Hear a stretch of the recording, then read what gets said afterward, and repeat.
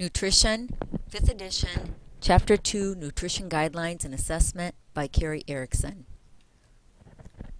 So you probably want to be healthier. Maybe that's why you're taking this course. You probably know that a well-planned diet is one important element of being healthy. Although most of us know that foods we choose to eat have a major impact on our health, we aren't always certain about what choices to make. Choosing the right food isn't made any easier when we're bombarded by headlines and advertisements. Eat less fat, get more fiber in your diet. Moderation is the key. Build strong bones with calcium. In this chapter, we're going to talk about linking nutrients, foods, and health. Planning how you will eat. Things that you need to consider are adequacy. Make sure you have an adequate diet. Balance, that you balance out the different foods that you eat. That you're getting a balance of fruits and vegetables, grains, protein, and dairy. Calorie control, helping to control the calories, making sure that your foods are nutrient dense. They have more nutrients for the calories that you consume. You eat foods in moderation and a variety of foods. The Dietary Guidelines for Americans provide science-based advice to promote health and to reduce the risk of chronic disease through diet and physical activity. This slide shows the Dietary Guidelines for Americans 2010. This helps to guide personal choices and make informed food and activity decisions. It's integrated by the government, agriculture, healthcare, business, educators, and also communities. Key recommendations for the Dietary Guidelines for Americans. One thing they talk about is overarching concepts. With this, you want to maintain calorie balance over time to achieve and sustain a healthy weight, to lower the number of overweight and obese children and adults. Also focus on consuming nutrient-dense foods and beverages, an eating pattern that frequently includes foods that are low in nutrients and high in calories will often take the place of more nutrient-dense foods in one's diet. So in a healthier eating pattern, the majority of food should be those foods and beverages that have a high nutrient content with a low nutrient dense as far as the foods that have more calories, less nutrients. Those are what you want to try to eliminate.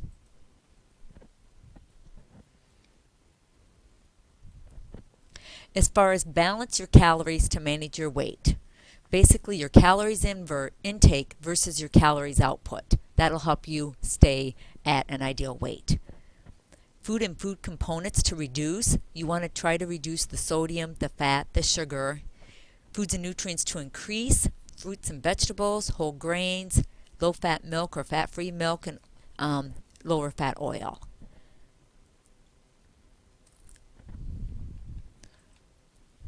Some of the key recommendations for building healthy eating patterns. This, of course, deals with our culture, tradition, and what food cost is. Canada also has guidelines for healthy eating. With Canada's guidelines, they're similar to what the United States has as far as less fat, more fruits, more vegetables, more grains, less salt, and also to achieve a healthy weight. Our next slide talks about from dietary guidelines to planning what you want to eat. My Plate is an educational tool that helps consumers implement the principles of the Dietary Guidelines for Americans 2010. Here actually shows a picture of My Plate. This is what actually has replaced the food guide pyramid.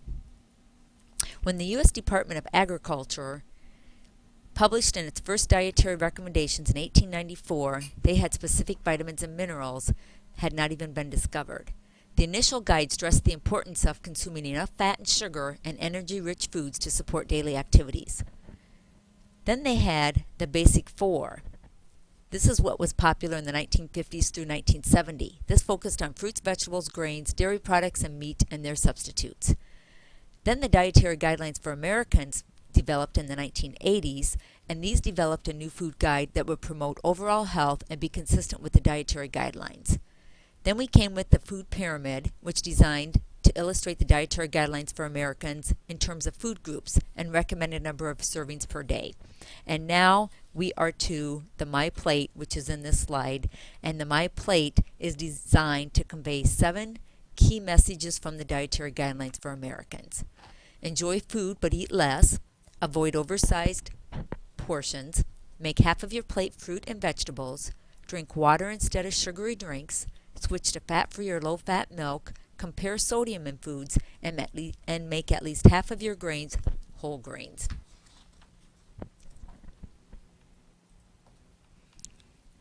And those are some of those right there on that slide. Eating Well with Canada's Food Guide. The rainbow portion of Canada's Food Guide sorts the foods into groups from which people can make wise food choices. We also have the Exchange List. The Exchange List are a diet planning tool most often used for diabetic or weight loss control diets. Using the Exchange List in diet planning, servings for food in the Exchange List are grouped so that equal amounts of carbohydrates, fat, and protein are provided by each choice.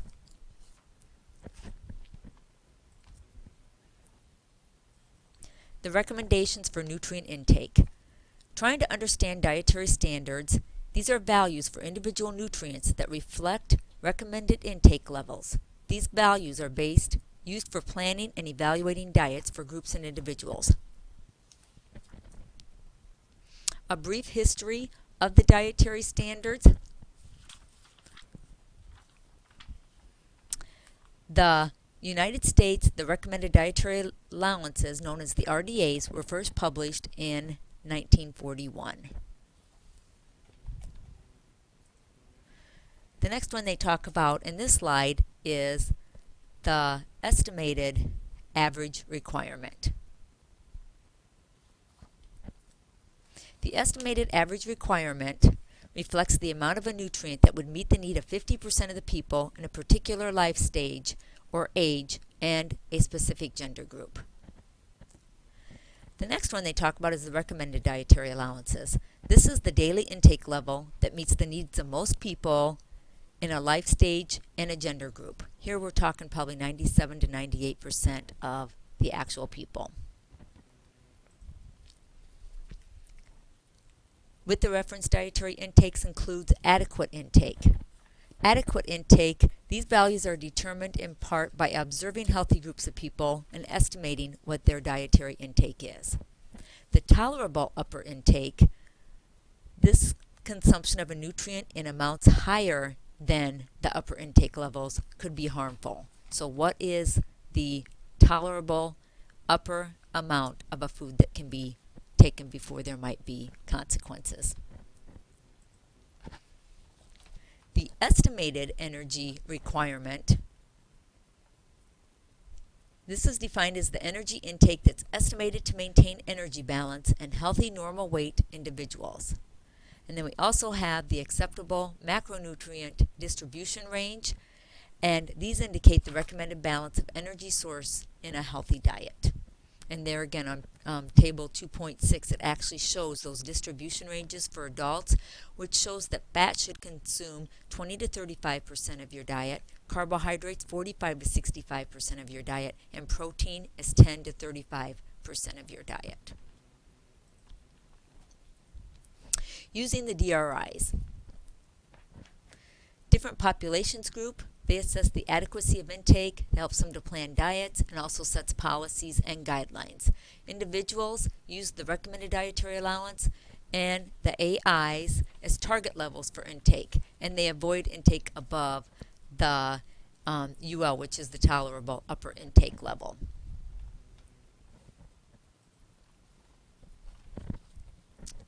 Now we move on to food labels. Nutrition information on food labels can be used to select a more healthy diet.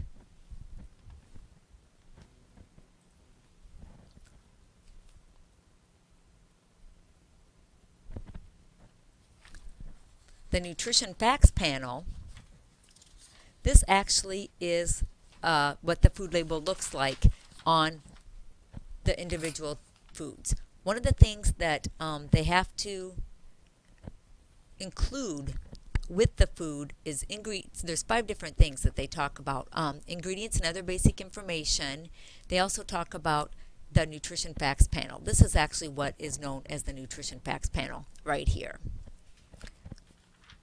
With the nutrition facts panel, this informs the consumer about the value of a food product. It enables and informs shoppers to compare similar products as far as their nutrition. Also, the daily values. The daily values are talked about, and this is a set of dietary standards to compare the amount of a nutrient in a serving of food to the amount recommended for what you should have daily. As far as food label claims,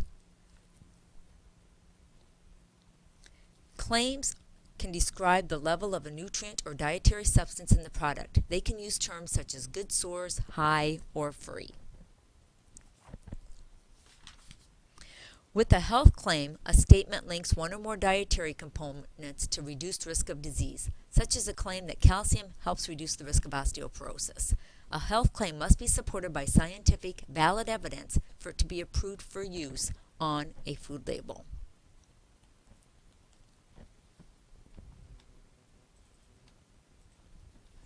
And then they also talk about structural function claims. These describe potential effects of a food component, or a dietary supplement on body structures or functions such as bone health, muscle strength, and digestion. As long as the label does not claim to diagnose, cure, mitigate, treat, or prevent a disease, a manufacturer can claim that a product helps to promote immune health or is an energizer if some evidence can be provided to support that claim.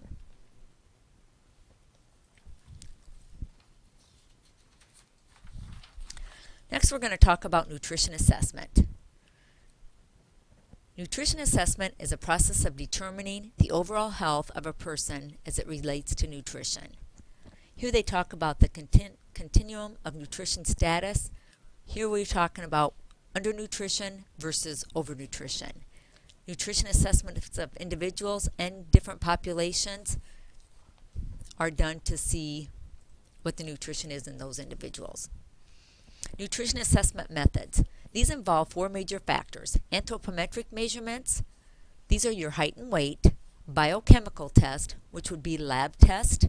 Any clinical observations, observing the hair, the nails, the skin, the eyes, lips, mouth, bones, muscles, joints, that can help to determine if somebody is at a nutrition risk. Dietary intake, which can be done by using a diet history, a food record, food frequency questionnaire, asking how often certain foods are taken.